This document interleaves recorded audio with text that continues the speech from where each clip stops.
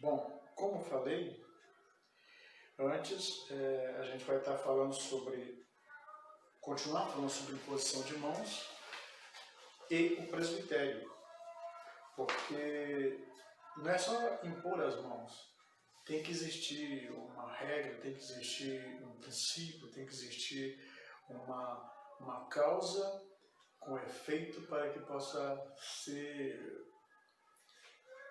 ensinada a questão. Na verdade, até um princípio bíblico a questão de impor as mãos. Mas a gente vai estar hoje estudando sobre a imposição de mãos e o presbitério, a função da imposição de mãos com o presbitério. Como é que isso funciona? Por quê? Qual é o mandamento? Qual é o princípio? Qual é a prática aplicada nessa questão da imposição de mãos com o presbitério? Para a gente entender isso. Primeiramente, eu quero ler em Atos, capítulo 3, versículo 14, versículo 3, que diz o seguinte: Entretanto, demoraram-se ali muito tempo falando ousadamente no Senhor, o qual confirmava a palavra de sua graça, concedendo que por mãos deles se fizessem sinais e prodígios. Então aqui a gente vê que através da imposição de mãos os milagres aconteciam. A doutrina da imposição de mãos, como eu já falei, é um princípio no fundamento da fé cristã. A imposição de mãos é um ato no qual uma pessoa coloca suas mãos sobre a outra com o objetivo ou proposta espiritual, como por uma oração, através de cura, profecia ou outras coisas mais.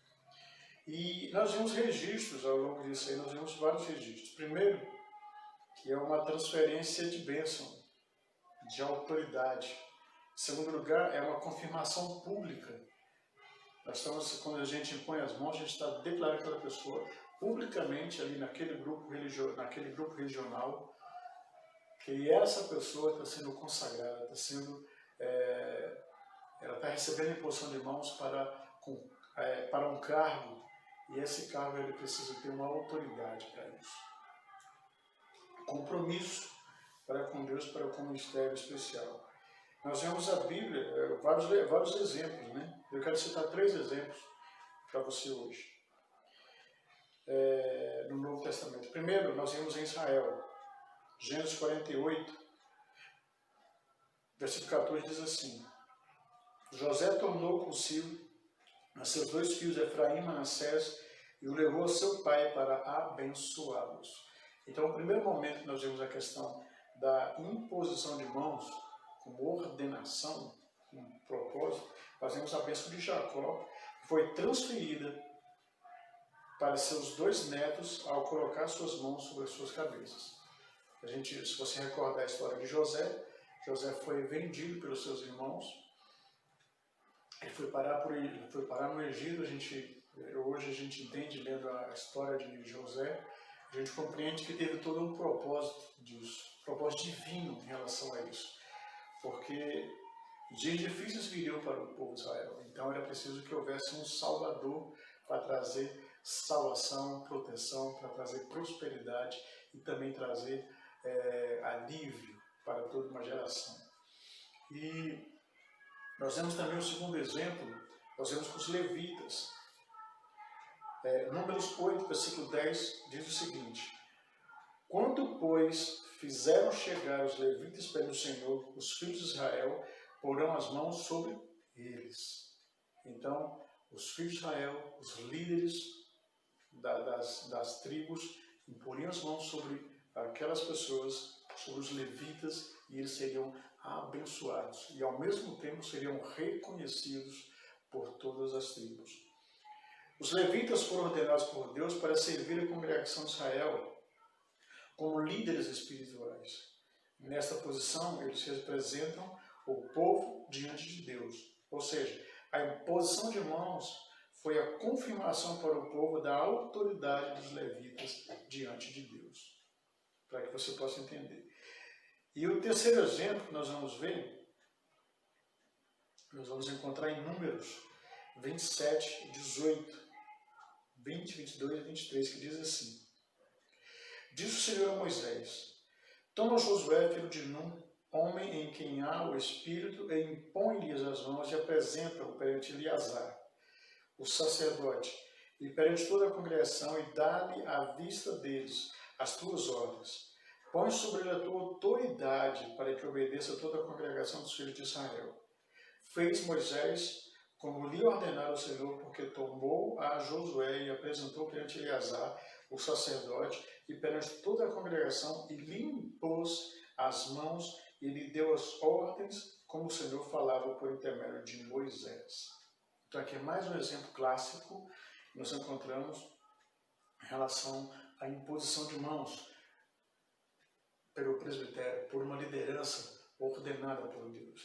Então, quando Moisés estava no fim do seu ministério, ele pediu ao Senhor para indicar um novo líder sobre Israel, que era Josué, filho de Num. Então, aqui nós encontramos alguns exemplos. E qual foi o resultado da imposição de mãos, registrados em Deuteronômio, capítulo 34, versículo 9? Bom, a imposição de mão de Moisés sobre Josué foi importante tanto para o próprio Josué como para a congregação de Israel. Por este ato, Moisés transferiu para Josué uma medida de sabedoria e honra que lhe havia concedido, que lhe havia recebido de Deus. Moisés também confirmou ao povo a escolha de Josué por Deus como um novo líder sobre o povo de Israel. A gente vê esse momento acontecendo, a gente vê que nesse momento Israel tinha o líder, que era Moisés, e Moisés tinha um discípulo, que era Josué. Mas na história você não vê uma sequência, você não vê Josué formando um outro líder, Josué formando um discípulo, você não vê essa situação. Talvez porque ele tivesse tão atarefado e não tivesse condição de fazer isso, mas a gente não vê isso acontecer, a gente não vê o processo, o trabalho que Moisés fez com Josué, a gente não vê seguindo com Josué, com outras pessoas. Mas enfim,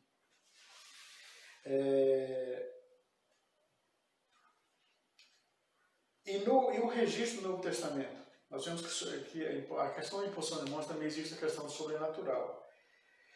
Jesus praticou a imposição de mãos em seu ministério. Marcos 6, versículo 5 diz: Não pôde fazer ali nenhum milagre senão curar uns poucos enfermos, impondo-lhes as mãos. Então Jesus tinha muito essa questão da imposição de mãos para curar, para libertar, para ter essa proximidade com as pessoas. Marcos 16, versículo 17, 18, fala: Estes sinais hão de acompanhar aqueles que creem em meu nome. Expelirão demônios, falarão novas línguas, pegarão em novas serpentes, e se alguma coisa mortífera beber, não lhe fará mal algum. Se impuserem as mãos sobre os enfermos, eles ficarão curados. Então essa é a facilidade que nós temos de entender que a imposição de mãos na Bíblia e na vida real hoje, na vida normal, cotidiana da igreja, ela tem uma importância muito grande.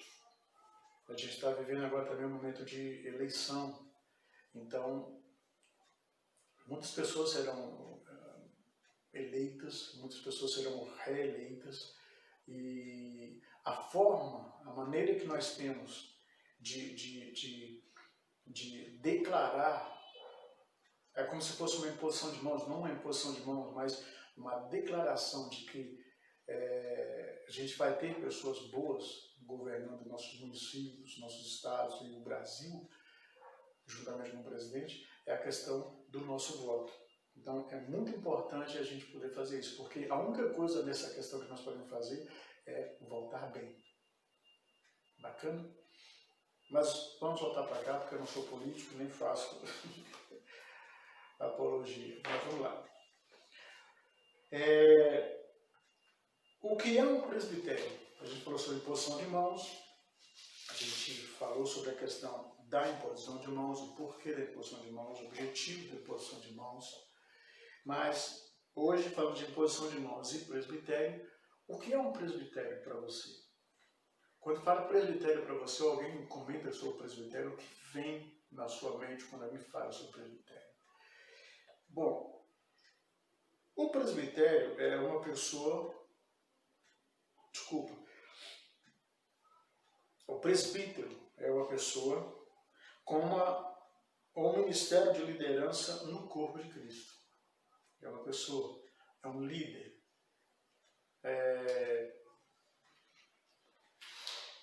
E nós vemos isso registrado em Efésios 4, versículo 11, onde fala sobre aquele que pastoreia ou aquele que supervisiona a igreja.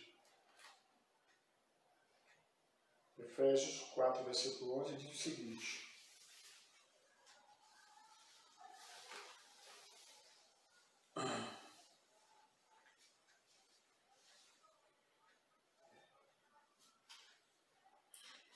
Efésios 4, 11 diz o seguinte: e ele mesmo deu uns para apóstolos, e outros para profetas, e outros para evangelistas, e outros para pastores e doutores. Então, o presbítero é aquele que está liderando o corpo de Cristo na igreja local, regional ou na igreja nacional. Ele está na frente da igreja, ele é um presbítero, principalmente na igreja local ali, que é um corpo pequeno, um grupo pequeno. E o que é um presbitério? O presbitério é um grupo de 2 ou mais presbíteros ou anciãos, ungidos por Deus com poderes proféticos para conferir ou confirmar e transmitir a mente de Deus ao corpo de Cristo através da imposição de mãos. Ou seja, o presbitério tem essa função e essa finalidade e essa responsabilidade de impor as mãos sobre pessoas para assumir alguns cargos, como líderes, diáconos, pastores e etc. Quando se reúne o presbitério?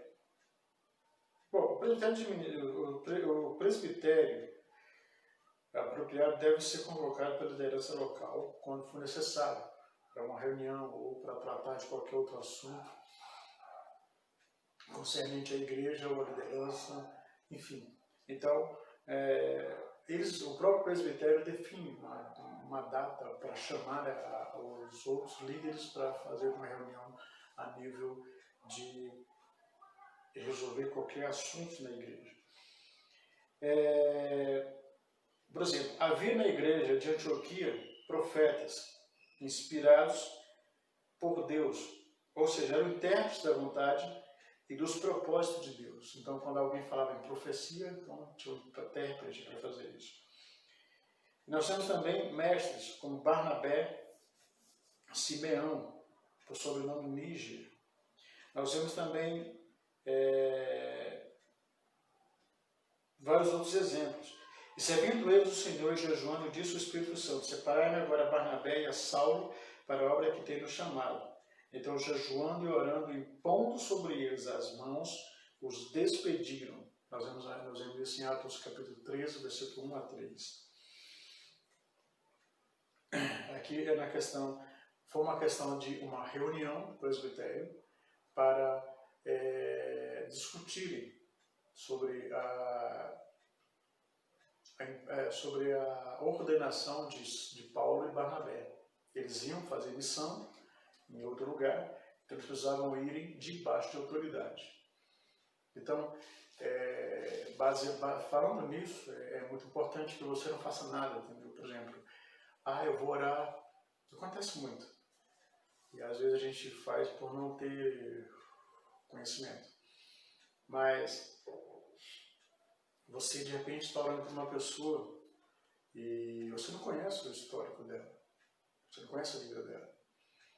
Então, se você não tem o preparo, se você eu vou orar para que fulano de tal venha se converter, venha aceitar Jesus. Então, é uma coisa assim, mas é uma coisa tão simples. Pois é, mas procure falar com o seu líder. Fala, eu vou estar orando por fulano de tal.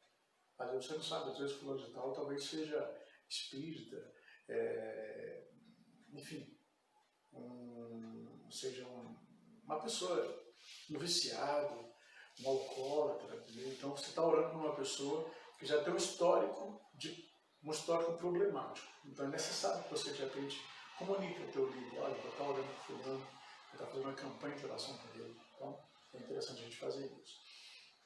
Nesse momento aqui, Paulo e Barnabé, que eram conhecedores da palavra de Deus, podiam sair falando, pregando o evangelho, onde quer que fosse. Mas eles entendiam que eles precisavam ir debaixo de autoridade. Então, tudo que você for fazer, procure estar debaixo de autoridade, para que você não venha a ter nem sofrer problemas lá na frente. Bacana? Bom, e qual é o propósito das reuniões do presbitério? Nós vemos que teve a reunião do presbitério para impor as mãos e enviar Paulo e Barnabé. E agora, qual é o objetivo dessas reuniões? Seu governo não é uma democracia. Ele é um rei com um reino e ele quer governar este reino. Isso aqui é falando de Jesus Cristo. Ou seja, a igreja ela segue uma hierarquia. Deus quer continuar sendo o principal elo em ligação da igreja e a liderança, porque, na verdade, através disso é onde é liberado também a questão da autoridade e do poder para você ministrar, para você ministrar cura, libertação das pessoas. É preciso que a gente tenha essa autoridade de Deus, claro. Uma das maneiras de Deus confirmar os ministérios e os coloca no corpo de Cristo é por meio da imposição de mãos e profecia. Nós vemos isso muitas vezes. Pela imposição de mãos, o presbitério ministra a pessoas individuais e casais, por meio de profecia, visão, sabedoria, o dom de conhecimento e outros tipos de revelação. O presbitério confirma a vontade de Deus a cada pessoa e também transmite capacidade espiritual para seu ministério no corpo de Cristo. Ou seja, a pessoa, quando recebe a imposição de mãos, ela tem a habilidade, ela tem a autoridade para exercer o seu ministério de uma forma eficiente no corpo de Cristo. Nós vemos isso que em 1 Timóteo 1,18. O desafio e a inspiração dados a cada um dá um significado especial ao seu lugar na igreja. Porque é mais eficiente um presbitério do que um só presbítero? Por que você acha que é mais eficiente? Porque acha que é mais fácil de trabalhar? Ninguém tem tudo. A manifestação do Espírito é concedida a cada um visando um fim proveitoso. Fim coletivo de todos. Não é só uma pessoa que tem que ser beneficiada, mas a igreja tem que ser beneficiada. 1 Coríntios 12, versículo 7 diz o seguinte: mas um só é o mesmo Espírito, realiza todas as coisas, distribuindo-as como lhe apraz, e cada um individualmente. Cada ministério no corpo de Cristo tem o seu dom e a sua expressão específica. É por isso que a igreja é chamada de um corpo, porque todo mundo trabalha em diferentes áreas e a coisa anda, a coisa acontece. Por quê? Porque são pessoas distintas em lugares distintos, fazendo coisas distintas para que o corpo funcione adequadamente.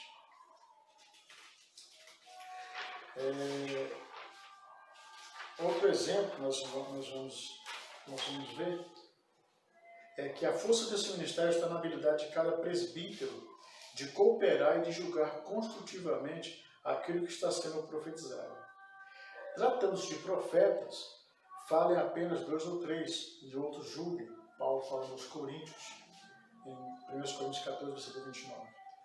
Tanto o presbítero como o candidato estão protegidos. As Escrituras enfatizam a importância de 2 ou 3 testemunhas para que haja uma confirmação.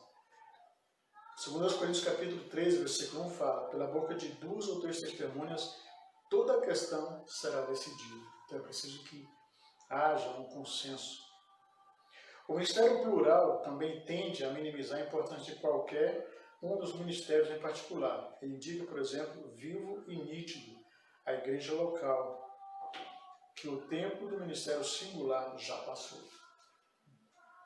É preciso que a igreja trabalhe junta. Já foi a época de fazer uma coisa separada. Então temos que ter a capacidade de entender que nós temos que trabalhar juntos. É um grupo. Somos o corpo de Cristo. Em sexto lugar, o que está incluído num culto de presbitério? Ministério por presbíteros aprovados, profecias que devem ser julgadas, assuntos que devem ser relacionados à igreja, uma palavra profética, a igreja congregada, jejum, oração, imposição de mãos e outras coisas mais relacionadas ao presbitério de uma forma geral. Quais são as responsabilidades da igreja e do candidato? Primeiro, a igreja. A igreja toda deve estar envolvida em oração e jejum buscando ao Senhor sobre quem vai assumir, quem é a pessoa e tal, etc. Segundo, uma atmosfera de adoração e fé deve ser mantida no ambiente de adoração da igreja. Todos devem participar. Ninguém deve ser um espectador apenas. Todos têm que estar envolvidos. E todos devem manter uma atitude de alerta, atenta a tudo que está ocorrendo. Em segundo lugar, o candidato. Primeiro, nós vemos que a igreja deve estar envolvida em oração em relação ao candidato. Agora, o papel do candidato. O candidato deve ser salvo, batizado nas águas, no Espírito e firme no seu caminhar cristão. Tem que ser um cara de exemplo. Tem que ser uma pessoa de exemplo, uma pessoa exemplar, uma pessoa correta, honesta, justa. Em segundo lugar, deve ser um membro integrado na igreja local. A gente vê que nós percebemos ao longo da história da igreja, inclusive existem algumas igrejas hoje que, por exemplo, a pessoa chegou lá de gravatinha, terno, gravata, com a Bíblia debaixo do braço. Tem igrejas que faz isso. Pega o camarada e bota lá no púlpito, para o cara dar uma palavra para toda a igreja. Mas ninguém sabe como é a vida dele lá. Ninguém sabe. Eu vou contar uma historinha para você que aconteceu numa igreja aqui em Cidade Dental alguns anos atrás. Alguns anos atrás, uma espírita fez em um culto, no meio de semana, numa igreja, lá na Cidade Dental, alguns anos atrás, e essa mulher chegou, então todo mundo achou que ela era também evangélica, era missionária. Só que ela não se identificou. Como ela não se identificou, então todo mundo achou que era missionária, que não sei o que e tal, aquela coisa, botava ela para ministrar. Ela ministrou batismo no Espírito Santo, ela ministrou curas, ela ministrou profecias, ela ministrou uma porção de coisas lá. E a pastora, todo mundo lá, sabe? Aleluia, glória a Deus, aquela coisa toda. E nem atentaram para saber quem era. Terminou aquele momento, ela chegou assim, vocês não sabem quem eu sou? Ele foi se identificar. Para surpresa da pastora da igreja e dos outros, dos membros daquela igreja, ela disse, olha, eu sou espírita, eu sou macumbeira. E eu vim aqui para mostrar para vocês que qualquer pessoa pode fazer isso sem que vocês nem descubram quem é. E falou, olha, o Deus de vocês não é verdadeiro. O que vocês fazem não é verdadeiro. Então fica a dica. Não chame. O cara pode ser bonito, mais eloquente, mais bem aparelhado, mais bem equipado, sabe? Porque beleza, a minha mãe dizia, beleza não põe prato. Ou, desculpa, beleza não põe mesa.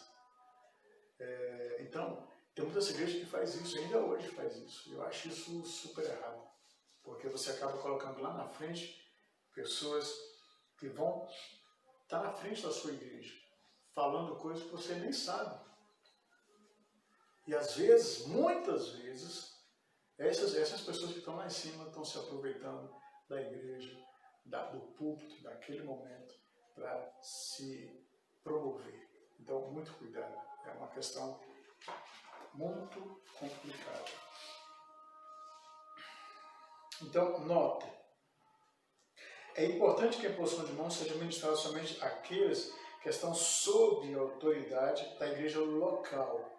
Então, não é o cara vem de lá, que está bem arrumadinho, então sobe o púlpito, prega e vai embora. Não. Tem que ser gente da igreja, local, com responsabilidade, pessoas que estão ali, que você conhece o caráter dela, você conhece a vida da pessoa, não é qualquer pessoa.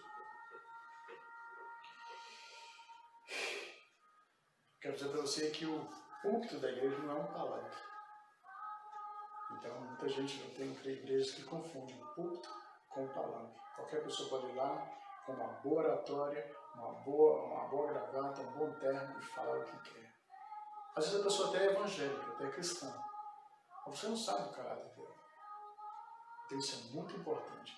Por isso a questão da imposição de mãos, ela tem uma responsabilidade dos líderes da igreja. Por quê? Porque os líderes da igreja são pessoas mais maduras, são pessoas que têm já uma experiência na caminhada. Para terminar, 8.8. Quais são os benefícios da imposição de mãos e profecia? Primeiro, estimula a igreja inteira a buscar a Deus em oração e jejum, trazendo resultados dinâmicos quando feito com o motivo certo. Em segundo lugar, ajuda a revelar a vontade de Deus para uma pessoa. Ou seja, confirmando o ministério daquela pessoa, do corpo de Cristo, na igreja, confirmação para o candidato, confirmação para o pastor, confirmação para a congregação. Assim, então, existe toda uma dinâmica voltada justamente para essa confirmação, para que não haja problemas. Segundo, comunicação de dons e graças espirituais, como a gente vê lá em Romanos 1:11. Nós vemos também o terceiro, dando auxílio na orientação especial por revelação divina. Quarto lugar, fortalecendo a relação da pessoa com a igreja local. Confirmando, olha, isso aqui é um novo líder. Então ele é novo líder, então a igreja tem que obedecer, a igreja tem que respeitar. A igreja não é capacho do líder. Que é muito líder, infelizmente, tem muitos pastores, bispos, apóstolos, vice-deus, vice-anjo, aproveitando do seu cargo para fazer pouco caso da sua igreja. A igreja, quero dizer para você, meu amigo, a igreja não é sua, é a igreja de Deus. Se você não está fazendo um trabalho direito com a sua igreja, respeitando, cuidando da igreja, dos membros da sua igreja, das ovelhas, você vai ser cobrado, garoto. Então, vamos prestar atenção nisso. A gente precisa voltar para isso. Então, a gente precisa ter esse entendimento. Quinto lugar, dando uma orientação tremenda do pastor para aconselhamentos futuros. Segundo outro aspecto, capacidade, ou capacita a pessoa a combater o bom combate, como está escrito em 1 Timóteo 1:18.